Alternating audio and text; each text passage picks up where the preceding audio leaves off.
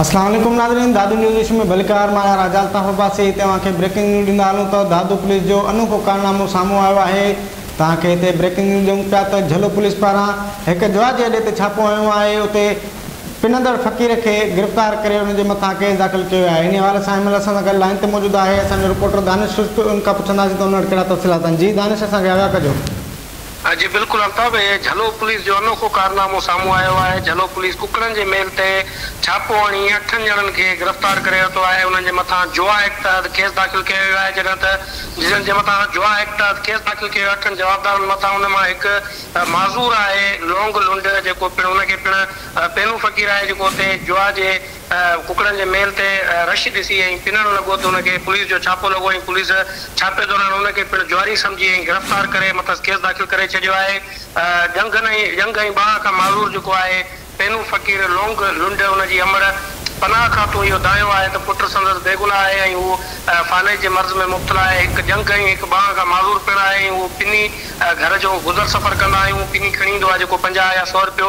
हुन इहो दायो आहे त पुट संदसि पेनू फ़क़ीर आहे। कुकड़नि जी मेल ते रश ॾिसी उहो ख़ैरात पिणणु लॻो त पुलिस जो ओचितो छापो लॻो। छापे दौरान जिथे पुलिस जुआरियुनि खे गिरफ़्तार कयो उते हुन माज़ूर पेनू फ़क़ीर लोंग लुंड खे पिणु गिरफ़्तार करे वरितो, जंहिंखे शख़्सी ज़मानत ते आज़ादु करण जे लाइ पुलिस 3000 रुपया रिश्वत तलब कई। पनाह खातो इहो इल्ज़ाम लॻायो आहे त उन पुलिस खे 3000 शख़्सी ज़मानत जे लाइ रक़म जेका अदा कई आहे उहा व्याज ते खई वई आहे।